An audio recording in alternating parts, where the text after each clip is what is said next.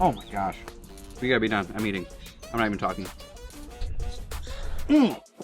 We've all had a good taco. We've all had a bad taco, I'm sure. Andy, you had a bad taco? I've had a bad taco. It's hard to have a bad taco. These are the opposite end.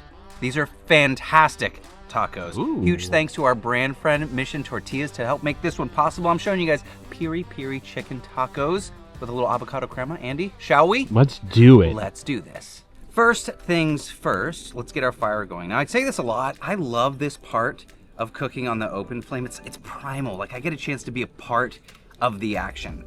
It does take a minute, but that time to wait, make yourself a cocktail, work on some of your other prep while you're waiting. But the idea of starting a fire, letting those embers get ripping hot, absolutely ripping. It just rips, Andy. It rips. Just rips. Just ripping hot. You want those beautiful embers. Let it fall down. Now, you can use charcoal only. You can use wood only. I like a mix. Do what you like to get the flavor that you like. Let's make a nice flat little bed here. We don't want crazy high heat because the piri piri, the marinade, it has a little bit of sugar in it. So let's pull it over. A nice flat, thin bed of coals. And now we can get to our chicken. There are some sauces that sound super complicated, but this is one of them. I was gonna say, but this is one, Andy. This is one of them, but it's not. Okay. It might seem like it.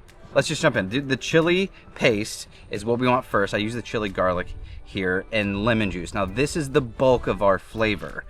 The sweet and the sour and the heat. Like, that's the bulk of it. From there, I'm using parsley and cilantro. Use parsley only if you like, or cilantro if you like. You know what? Forget about that. Use both. Yep. And use all the stems. Don't trim. We want all of that goodness. A bunch of garlic. When a chef says 2 cloves of garlic, use 4. That's just 10. That's the rule. Use That's how 10. it works. All of it. All the garlic. I've got a bit of sugar to amplify the sweetness in both the chili paste and the lemons. A decent amount of paprika here. Now, this is gonna give us both flavor and color, so when you think you've added enough, add a little bit more. There'll be a recipe down in the description, but a lot. Go with whatever seasoning you like. You could use salt and pepper. I'm using a bit of our fajita seasoning just for that, a little kick of salt. And the last 2 things are a bit of vinegar and some oil. I say a bit, it's actually a decent amount. Andy, we've talked off camera. It's like, imagine if you're trying to imagine the flavor profile, imagine like African chimichurri, but in like a marinade saucy form. Dude. All of these things come, and when you start to blend it, you'll see the color. It's rich, it's red, it's got little flecks of green from the herbs, and it is loaded, absolutely loaded with flavor. It's a bit acidic, which is what we want. We talk about acidity, Andy, but I mean, look at it. It's stunning. Acidity is something that our palate actually wants. When you have something really salty, acidity cuts through it. Something really savory, like a beautiful fatty chicken. We didn't even talk about what we're doing today on the chicken. I'm using boneless, skinless chicken thighs. And something else, Andy, come in here really Only close. way to go, man. This right here, I see a lot of people will like want to trim those little bits of fat. No, you Please can't do don't. that. Don't do that.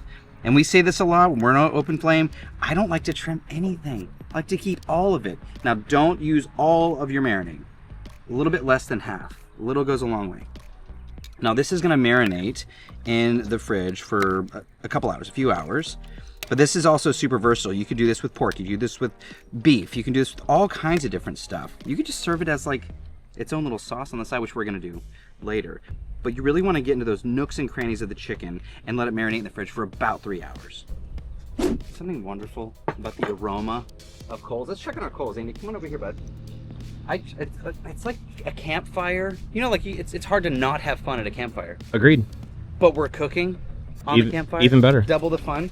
I'm gonna get a little bit more coals going down. And also, I like to keep a lot of wood on hand just to keep that fire going. Ooh, a little warm. Ooh, it's hot. Ooh, it's hot. Ooh, Fire. ooh, ooh, Fire. ooh. I want to freshen up my bed of coals. You can see that down there, right, Andy? Oh, yeah. This is so just fun. I don't know, maybe it's just I like to poke and prod. It's like the ritual of it, right?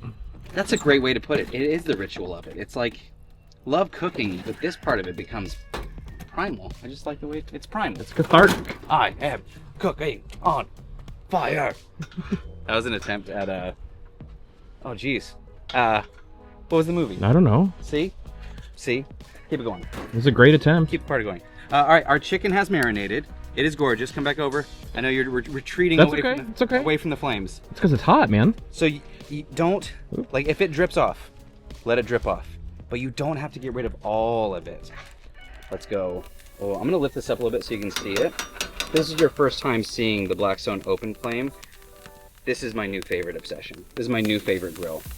Because I can control my temps. Ooh. Oh, that was a big one. That was a big one. That was a big chicken. I can control my temps with the elevation of my grill grates. Oh, it smells so good. Are you getting it? Oh yeah. Like the aroma. Oh man. The aromas ignite. So if I want to slow down, which I do, I can come up higher. If I want to increase my speed and I want to go fast and furious, I can go down right next to my coals. I want to be right about there for now. And we'll give it about 2 minutes and then we'll take a look.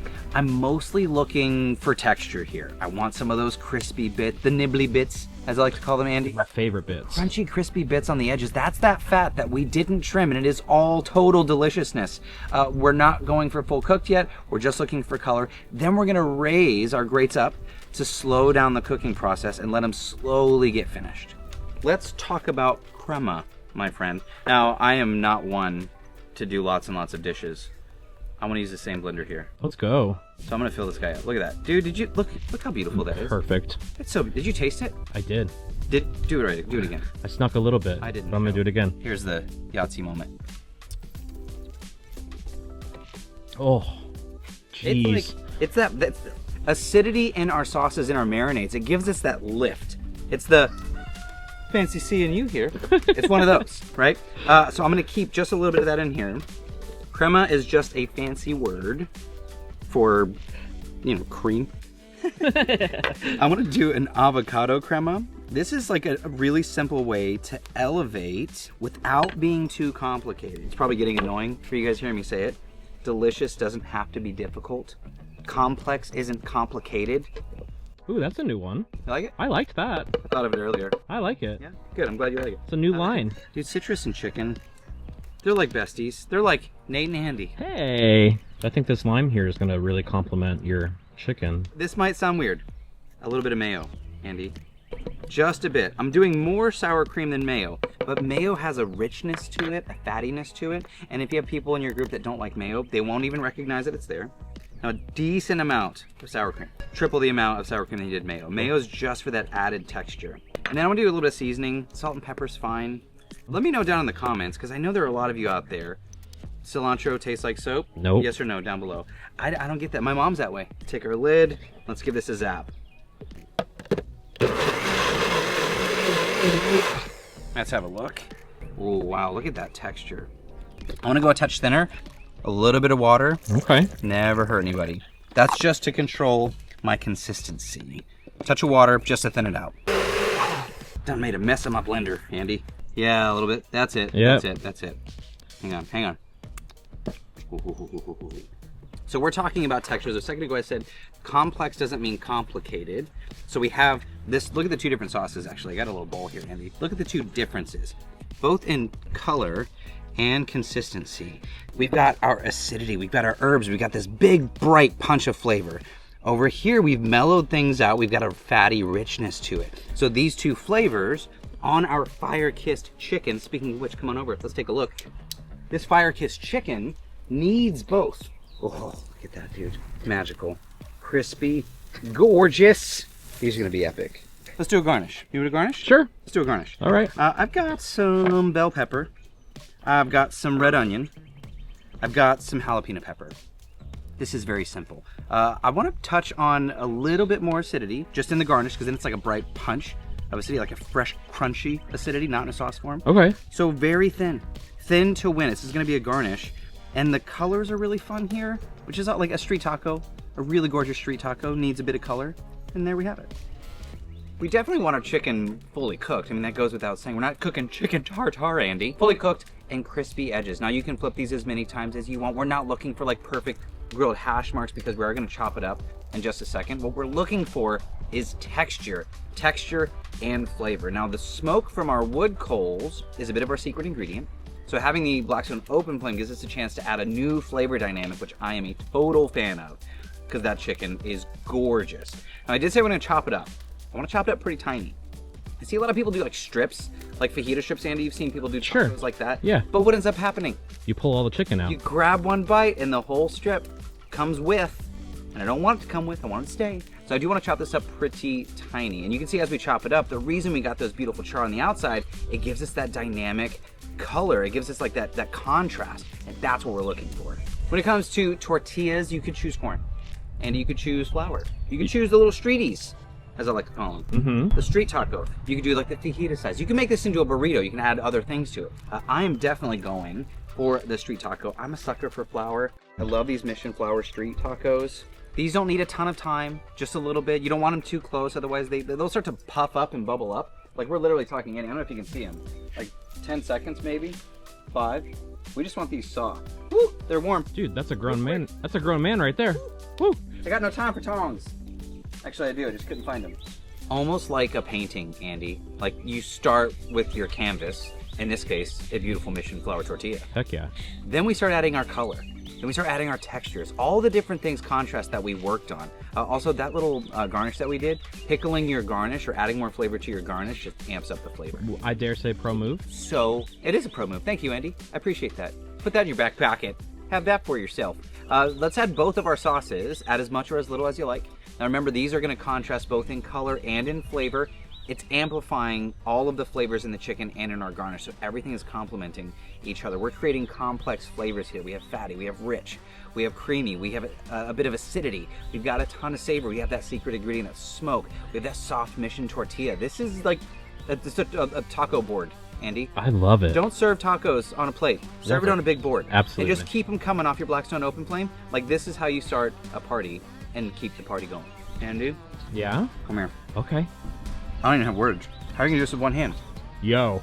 Yo. Oh, so good. Yo. Whoa. Off camera a second ago, Andy goes, man, it's so, did you say bright? Bright. Fresh? Yeah.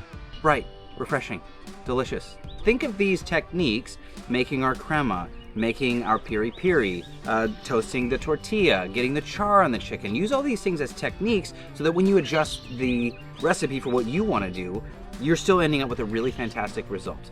But definitely try this one as is because it's a showstopper. I mean, I don't even really want to be filming this episode anymore. I want to just go eat.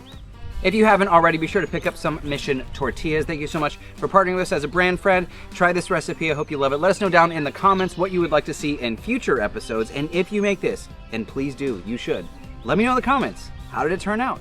What did you think of Piri Piri? Are you taking your sauce game to the next level and kind of upping the ante? As always, I'm your host, Chef Nathan Lippy. This is Quickfire, and I'm going to hammer all the rest of these. Sorry, Andy. We'll make more. Okay. We'll make more. As long as you make more. See you guys.